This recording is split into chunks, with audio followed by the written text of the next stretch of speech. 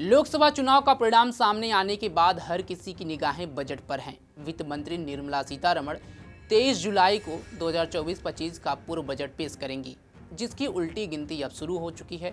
हर बार की तरह इस बार भी लोगों को बजट से काफ़ी उम्मीदें हैं।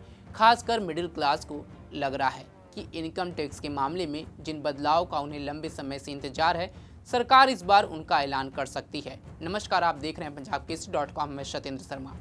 ब्लूमबर्ग की एक रिपोर्ट के अनुसार वित्त मंत्री निर्मला सीतारमण आगामी बजट में टैक्स छूट देकर मिडिल क्लास को बड़ी राहत दे सकती हैं। यानी इस बार के बजट में 10 से 12 लाख के इनकम टैक्स पर छूट मिलने की संभावना है। रिपोर्ट्स के अनुसार प्रधानमंत्री नरेंद्र मोदी की अगुवाई वाली नई सरकार आगामी बजट खपत को बढ़ावा देने के लिए 50,000 करोड़ रुपए से ज्यादा उपायों पर विचार कर रही है। संभावित उपायों में कम कमाने वालों के लिए टैक्स की दरों में कटौती भी शामिल है। रिपोर्ट की माने तो वित्त मंत्रालय के अधिकारी उन टैक्स पेयर्स के लिए टैक्स में कटौती पर विचार कर रहे हैं जो सबसे ज्यादा खर्च करते हैं। मतलब बजट में उन लोगों को टैक्स पर फायदा दिया जा सकता है जिनकी सालाना कमाई 5 से 10 लाख रुपए के बीच है। अभी इस इनकम ब्रैकेट में 5 से 20% की दर से इनकम टैक्स लगता है। बजट में इन दरों को कुछ कम किया जा सकता है। ब्लूमबर्ग की रिपोर्ट में इतना ही नहीं कहा गया है, बल्कि ये भी दावा किया गया है कि केंद्र सरकार की ओर से वित्त मंत्री निर्मला सीतारमण जुलाई में पेश होने जा रहे पूर्ण बजट में नए टैक्स स्लैब का भी ऐलान कर सकती हैं।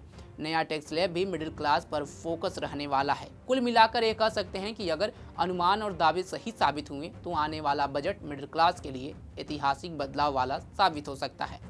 मिडिल क्लास को राहत देने को लेकर सालों से मांग चल रही है। खासकर कोरोना महामारी के बाद मिडिल क्लास पर फोकस राहतों की मांग तेज हुई है। विश्लेषक लगातार ये बात कहते आए हैं कि महामारी के बाद सरकार ने इनकम पिरामिड के निचले पायदान पर स्थित गरीबी लोगों के लिए राहतों का ऐलान किया है।